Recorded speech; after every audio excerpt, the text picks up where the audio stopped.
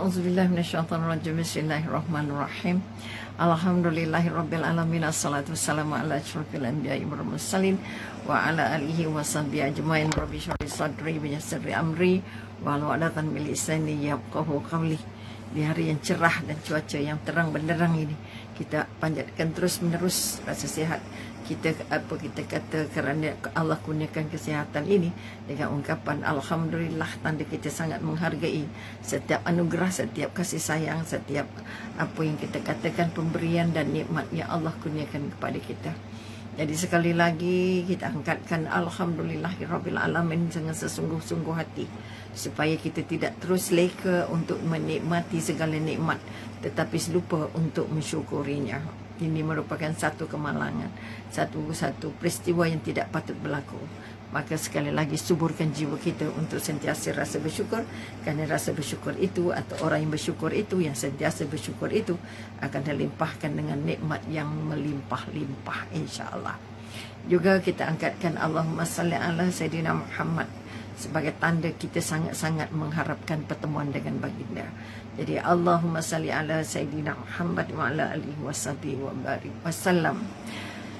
Dan kita ucapkan juga terima kasih kepada semua ahli keluarga Sembang Petang yang sempat hadir menemankan kami petang ini. Mudah-mudahan teman-teman kita pada petang ini memberikan satu nikmat, kesempatan dan kekuatan untuk kita terus merasakan nikmatnya menjadi hamba Allah.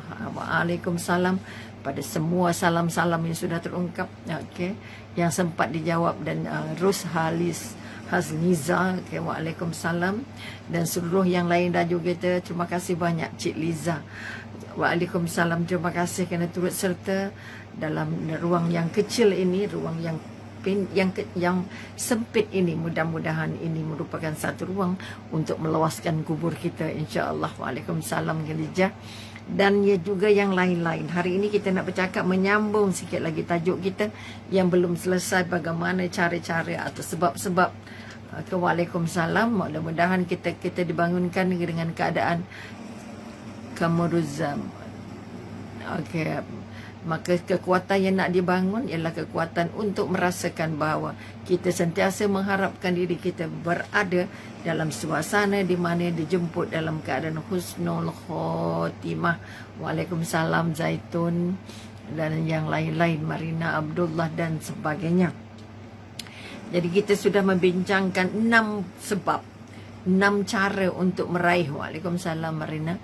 Apa kita katakan meraih 6, kita harus melakukan 6 perkara. Hari ini kita nak melakukan atau nak mengkaji yang ke-7. Walaupun kita macam dah tahu, tetapi kita tidak kuat azam untuk merasakan bahawa kekuatan-kekuatan yang nak dibangun ini bukan untuk sehari, bukan untuk 2 hari, tetapi kita harus terus berdoa setiap hari untuk merasakan atau meraih apa yang namanya mati dalam keadaan husnul khatimah. Sepupu Mi yang katakan kemarin dikatakan doktor meninggal hari setelah 6 hari 7 hari 6 hari petasalan baru sebenarnya meninggal. Maka kita katakan saya mohon, namanya Rusni Harun, mohon semua ahli Sembang Petang untuk membacakan Fatihah kepada jenazah sepupu Mi yang baru saja diangkat Allah atau dijemput Allah pada maghrib semalam. Mudah-mudahan agaknya sudah bersiap dikebumikan, sudah pun berjumpa Allah, insya-Allah dengan selamat. Al-Fatihah. Bismillahirrahmanirrahim. Alhamdulillahirabbil alamin, arrahmanirrahim, maliki yaumiddin. Iyyaka na'budu wa iyyaka nasta'in. Ihdinas siratal mustaqim, siratal ladzina an'amta 'alaihim ghairil maghdubi 'alaihim waladdallin. Mudah-mudahan kiriman Fatihah yang kita angkat akan menjadi sebab kita layak untuk mendapat Fatihah-Fatihah yang lain setelah kita sampai masa untuk kita. Dan sebenarnya Fatihah bukan untuk orang meninggal saja, tapi untuk semua yang hidup. Sebab itu kita kata tolong rajin-rajin sedekah, paling sikit sedekah Al-Fatihah kepada arwah semua yang sudah berangkat dan juga mereka-mereka yang anda cinta yang tetapi masih hidup. Ia merupakan sedekah yang terbaik. Jadi sebab itu kepada anak-anak, pada cucu-cucu dan sebagainya, maka jangan lupa sampai kita terus memsedekahkan, menghadiahkan Al-Fatihah buat mereka. Kemarin ataupun semalam kita sudah pun melangkah berbaik sangka dengan Allah. Jadi kita ulang sedikit saja. Mengapa kamu katakan hal itu? Kerana takut. Maka kalau kita melihat ada sedikit lagi yang belum sempat diselesaikan semalam, okey, berbaik sangka dengan Allah, okey.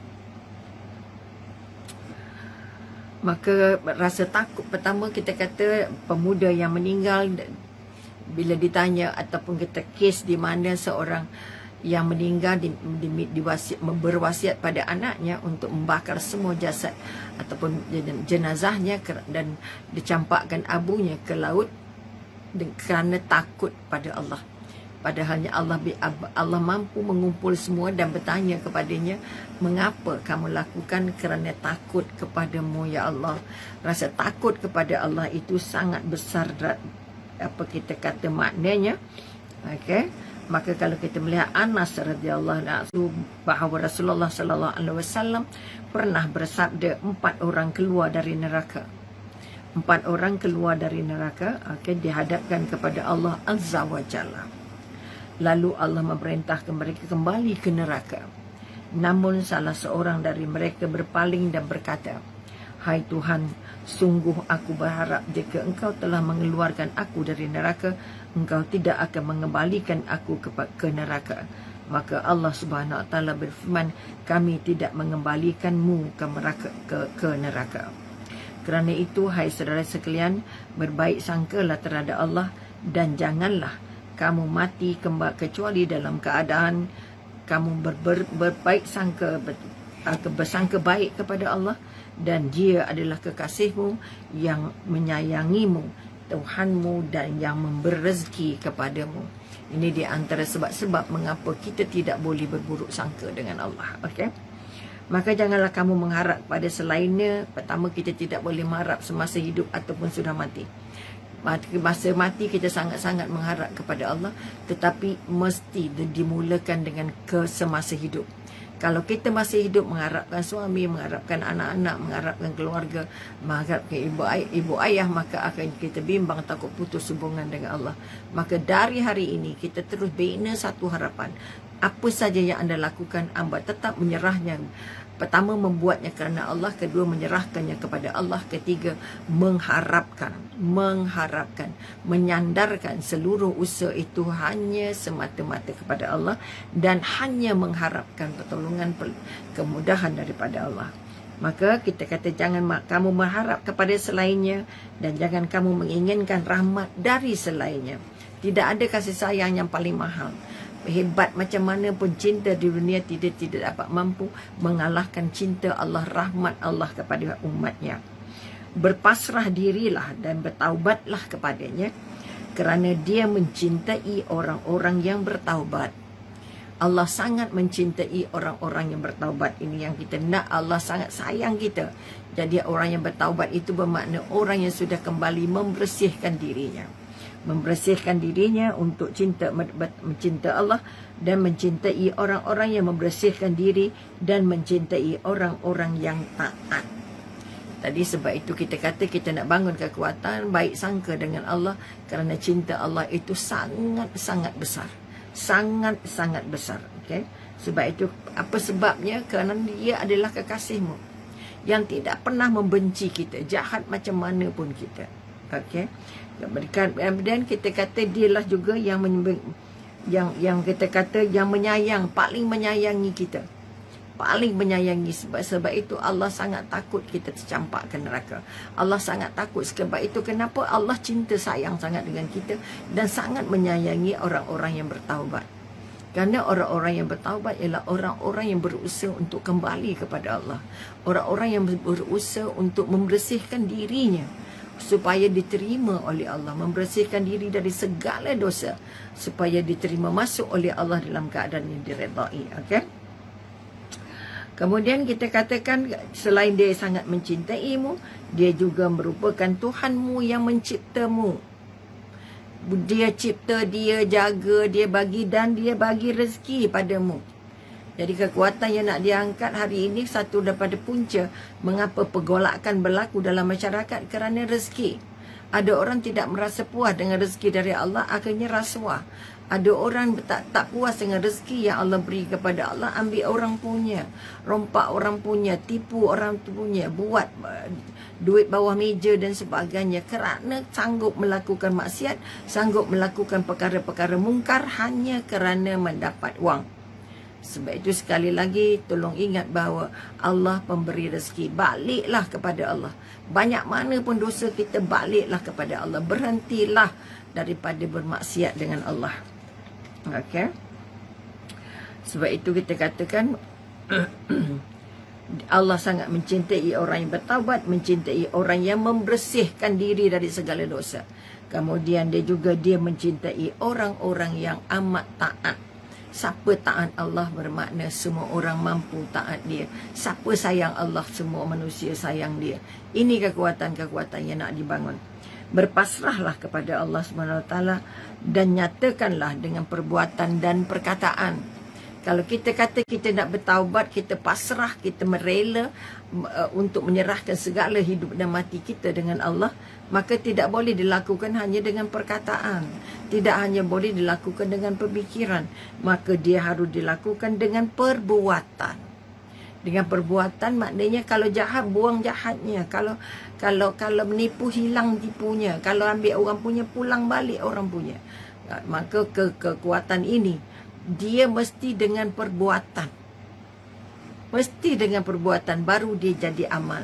Kalau tidak, kalau kata saya, kalau boleh saya nak begitu, saya nak begini, tapi tidak pernah melangkah, tidak pernah berbuat, maka itu juga kalau kita kata 100 kali kita bertaubat dengan Allah, tapi tidak ada dalam bentuk amalnya, tidak ada dalam bentuk perbuatan taatnya, tidak ada dalam bentuk perbuatan baiknya, tidak ada usaha membaiki diri, melepaskan diri daripada dosa dan maksiat tadi, dan melepaskan diri daripada rezeki-rezeki yang haram tadi, maka tidak ada maknanya pada Allah. Okay?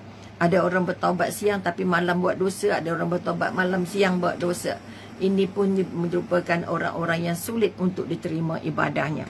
Jadi dengan perbuatan dan perkataan. Okay?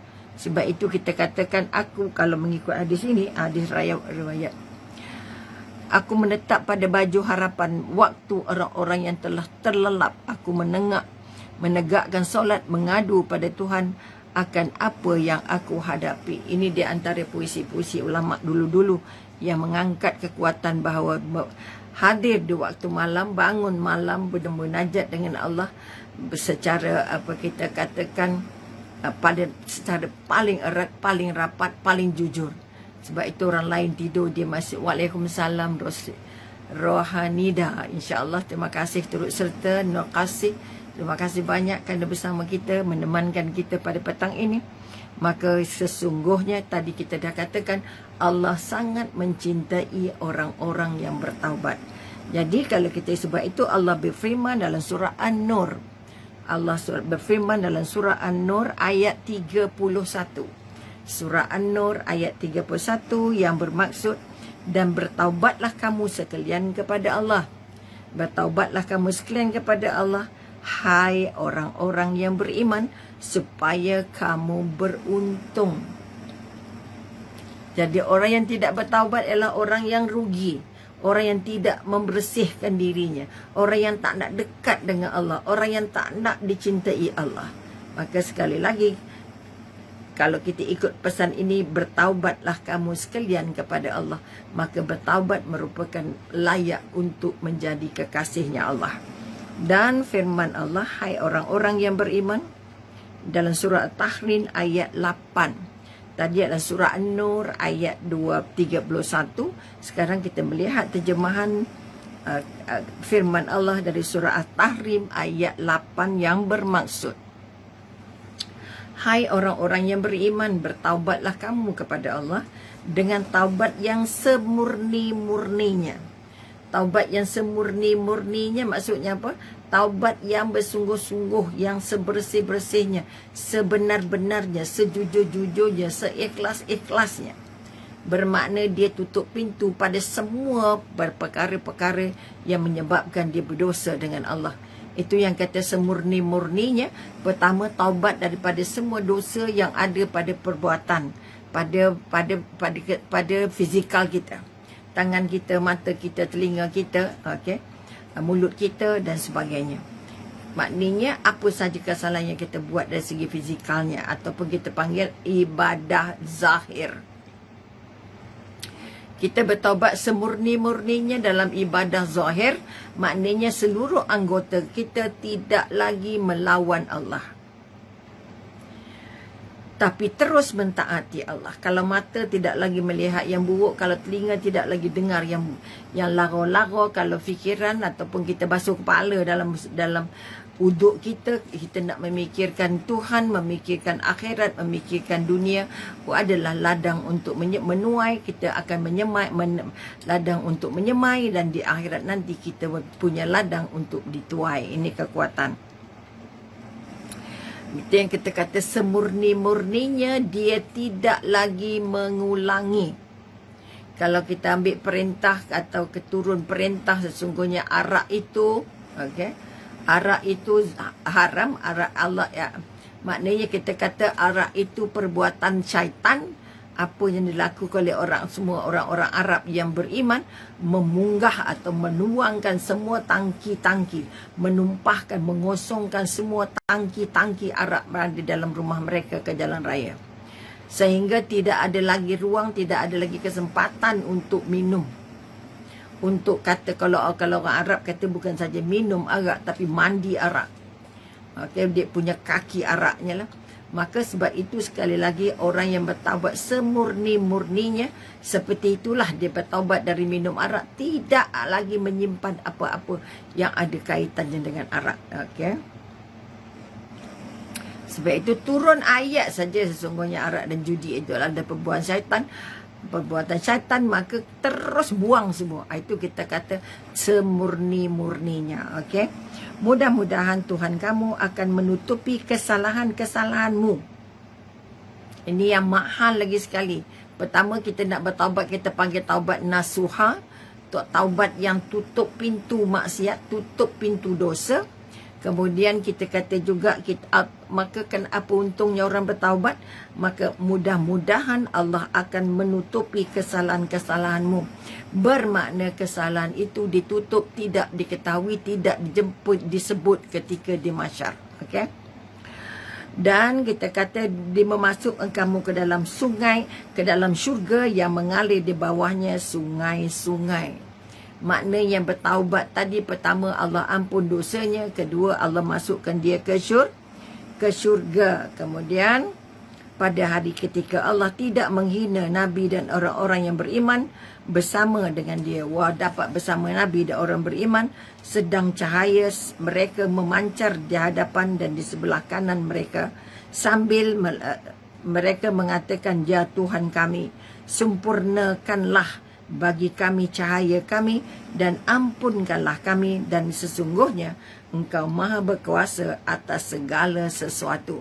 Ini firman Allah surah At-Tahrim ayat 8, nak bagi tahu kita bahawa besarnya kesan yang akan diberikan ataupun besarnya hadiah yang akan diberikan oleh Allah kepada mereka-mereka yang bertaubat. Ini kekuatan yang nak diangkat.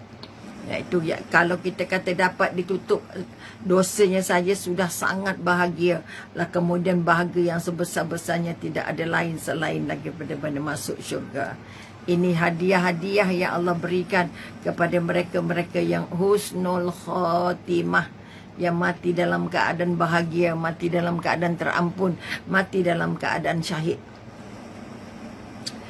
Kemudian kita melihat daripada Abu Sa'id Al-Khudri bahawasanya Nabiullah atau Nabi Allah bersabda, ada seorang daripada kaum sebelum kamu membunuh 99 jiwa. Ini yang kita kata akhirnya dia bunuh 100 orang tu. Okay.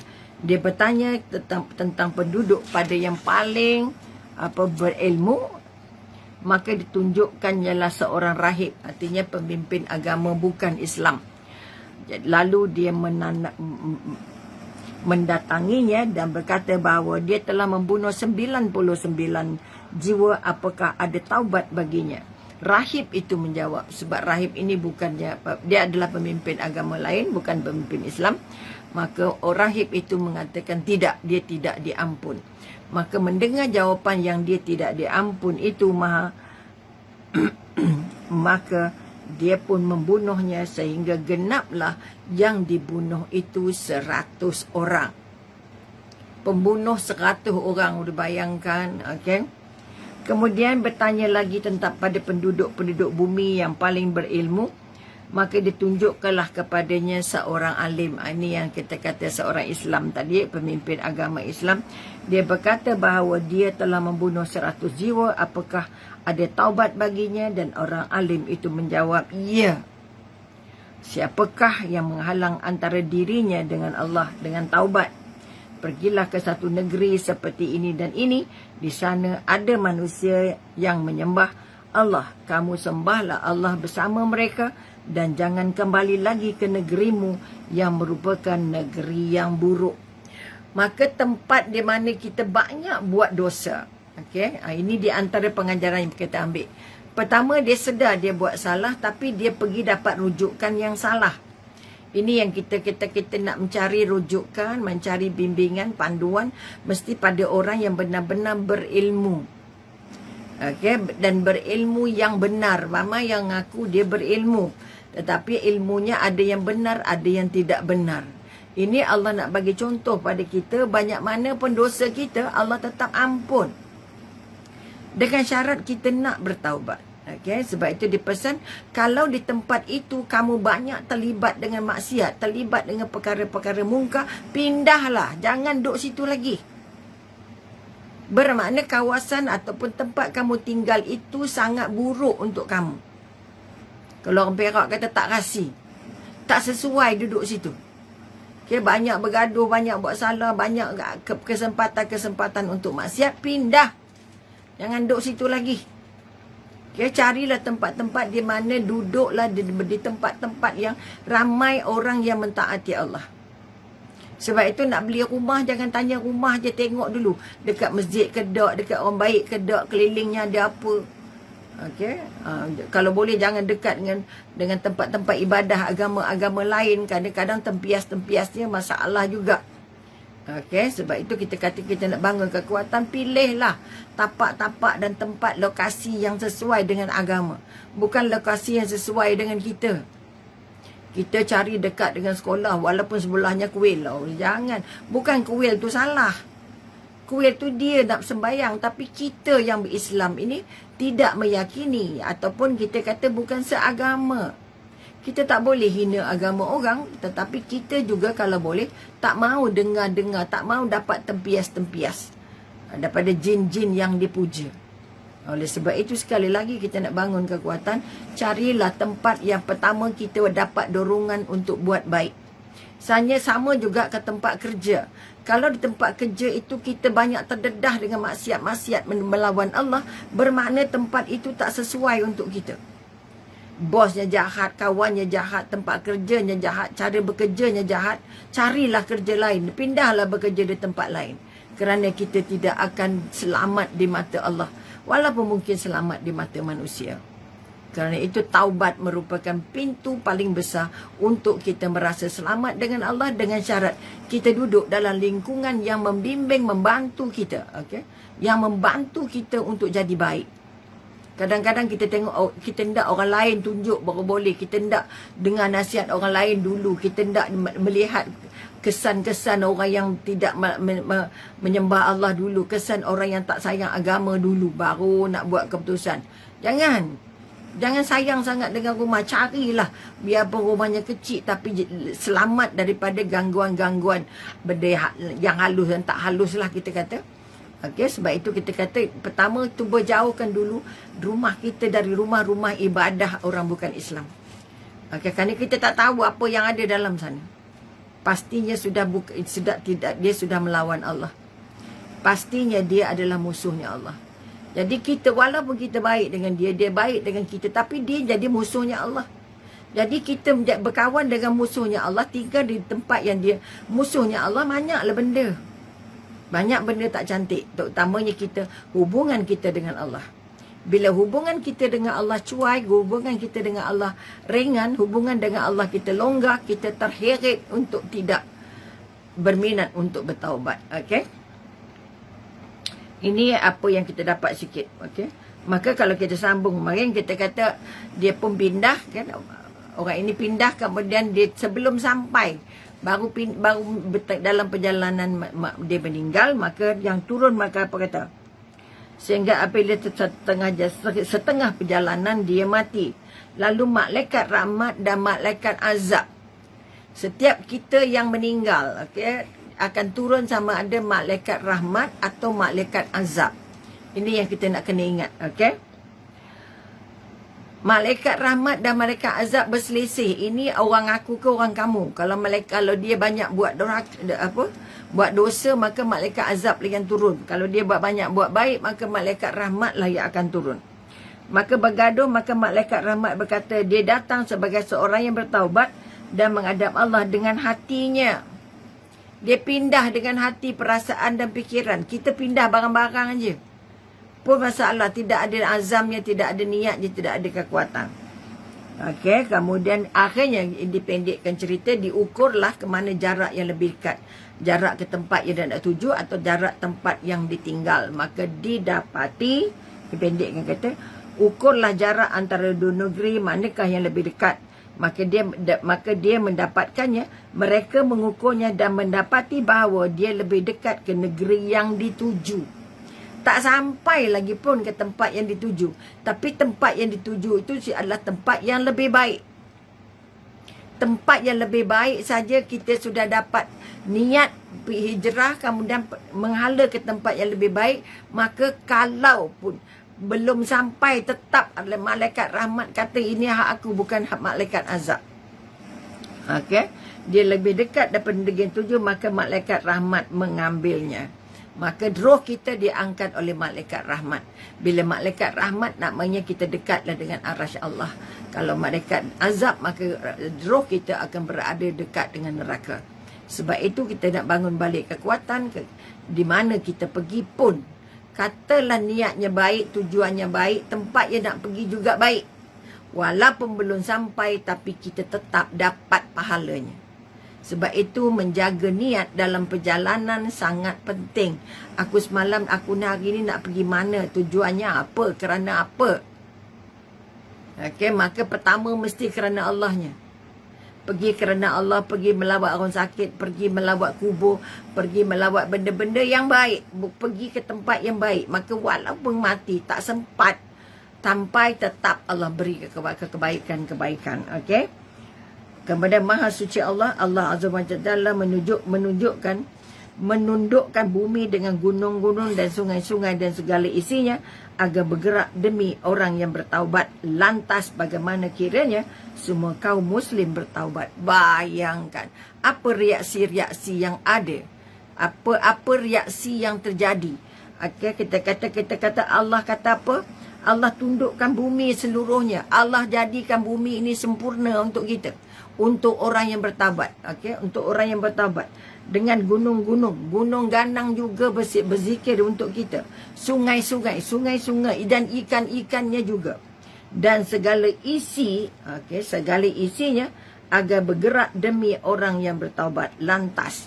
Oleh itu kita katakan, bila kita bertaubat, bumi tahu, bumi beri perhatian, kita gunung-gunung beri perhatian, sungai-sungai, ikan-ikan di laut mendoakan kita. Sama juga orang yang menuntut ilmu, didoakan oleh semua binatang yang ada, termasuk ikan-ikan di laut. Bayangkan nak jadi orang yang bertaubat ini, orang yang bersih, orang yang suci. Sebab itu bila bercakap tentang bersuci, dia bukan perkara remeh-temeh. Okay? Dia bukan perkara remeh-temeh. Apa buktinya? Uduk kita tidak akan sempurna kalau proses bersucinya, proses taharahnya tidak selesai. Proses bersucinya tidak selesai. Maknanya maknanya kita kata buang air kecil, buang air besar, tidak selesai bercucinya, maka kita kata uduk kita tidak sempurna. Menunjukkan betapa pentingnya bersuci. Itu baru bersuci fizikal, maka bertaubat kita mensucikan jiwa kita. Sangat-sangat penting. Tidak sempurna solat kamu kalau uduk tidak sempurna. Tidak sempurna uduk kamu kalau proses bersucinya tidak sempurna. Maka sangat penting kita mengambil kira faktor bersuci ini. Okey, sebab itu kita kata sebab dia menentukan solat kita. Sebab itu jangan cincai-cincai kita nak cucikan buang air kecil atau air besar ini. Sangat penting. Kadang terpercik ke di mana-mana, tolong ambil kira. Nak cuci sungguh-sungguh, nak cuci benar-benar bersih. Kerana dia menentukan sama ada uduk kita sempurna. Kerana tidak bersih cucinya, maka uduknya koyak. Bila tak cukup, bila tak sempurna uduknya, maka solatnya tertolak. Solatnya sangkut. Okey, sebab itu kita kata bersuci ini sangat diambil kira, sangat penting. Mensucikan jasad dan mensucikan jiwa. Sebab itu kita kata walaupun dah meninggal,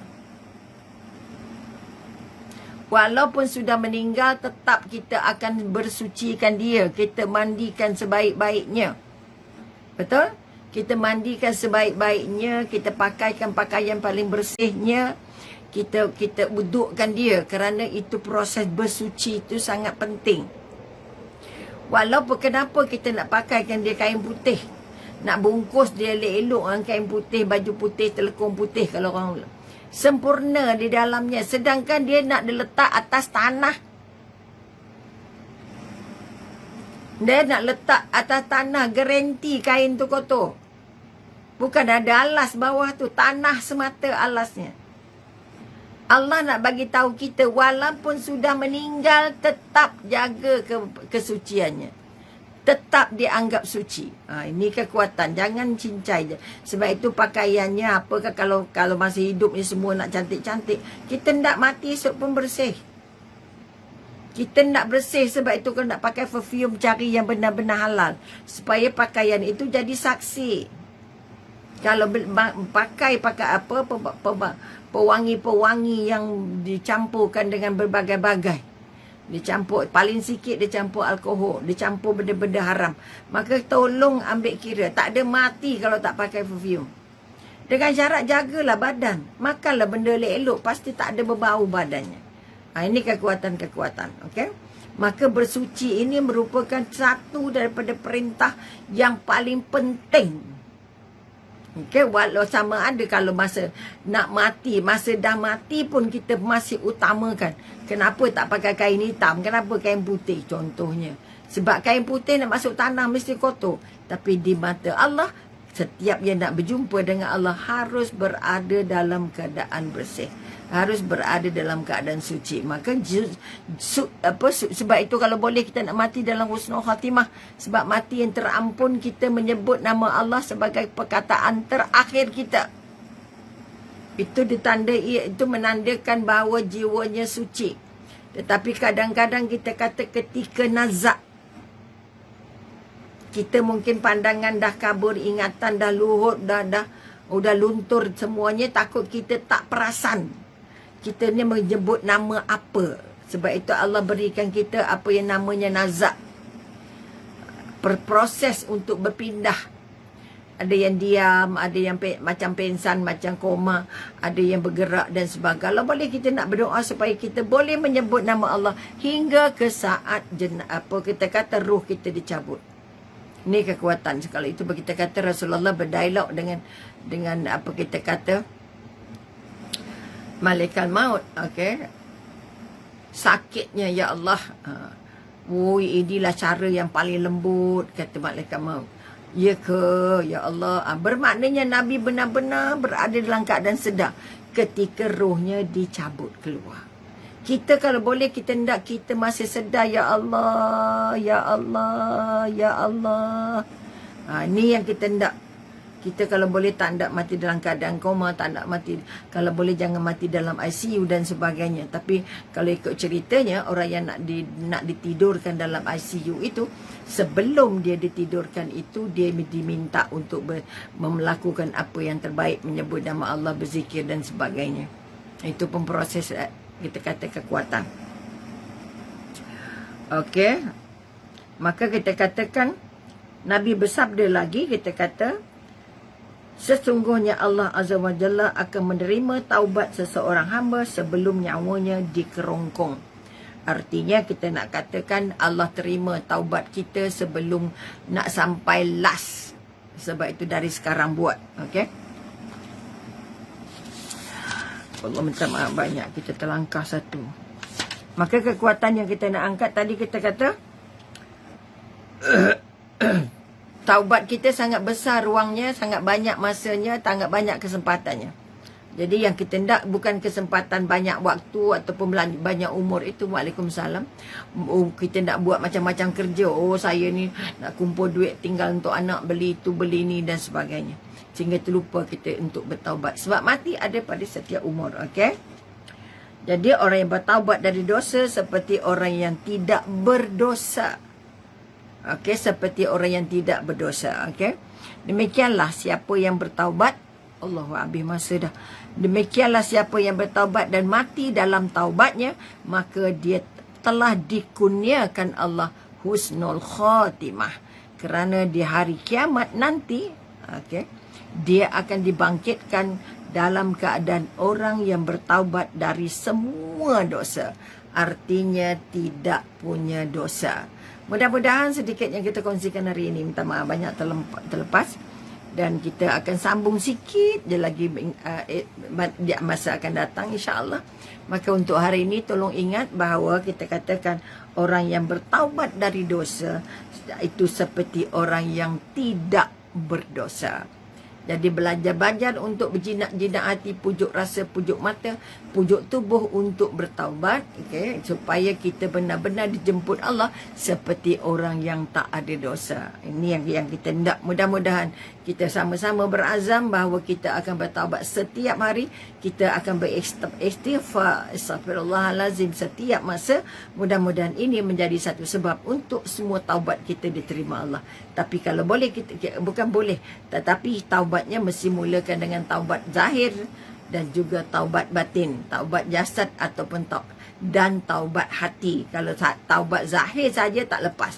Taubat zahir dan taubat batin itu tergabung. Allah tengok hati kita. Kalau kita bertaubat dari dosa fizikal, dosa yang dilakukan oleh tangan kaki kita, tetapi tidak bertaubat dengan dosa yang ada di hati kita, maka Imam Ghazali kata taubat itu tidak bermakna. Allah tak terima. Maka mari kita sama-sama bersihkan diri, bersihkan hati, bersihkan niat, bersihkan keyakinan bahawa kita bertaubat dan kita terus bertaubat dan minta Allah terima taubat kita insya-Allah. Jadi sampai di sini dulu. Terima kasih banyak kepada yang sudi menemankan hari ini. Dan juga Umi suka mengingatkan tabung sembang petang kita masih berjalan. Masih diberi kesempatan untuk kita sama-sama terlibat dalam hal-hal kebajikan. Untuk kita membantu walaupun kita kata dengan berapa jumlah sekalipun. Allah tidak melihat jumlah. Tetapi Allah melihat hati-hati yang memberi. Tangan-tangan yang memberi. Bersihkan hati kita dari rasa tergenggam dengan sayangnya harta dengan cara memberikannya kepada mereka-mereka yang memerlukan. Jadi sekali lagi menyusun 10 jari, mohon ampun dan maaf andai kata ada yang tak kena di mata dan di hati. Yang cantik hadiah dari Allah. Doakan Umi sihat dan panjang umur. Mudah-mudahan kita diberi kesempatan berjumpa lagi insya-Allah. Jadi sekali lagi selamat beribadah, selamat membersih jiwa, selamat membersih hati, selamat membersih minda, selamat membersihkan apa saja perbuatan yang kita lakukan semata-mata hanya kerana Allah. Jika ini yang terikat, ini yang terpahat di hati, insya-Allah kita layak untuk mendapat husnul khatimah insya-Allah. Teruslah bertaubat. Sekian wabillahi taufik wal hidayah. Wassalamualaikum warahmatullahi wabarakatuh. Jumpa lagi insya-Allah.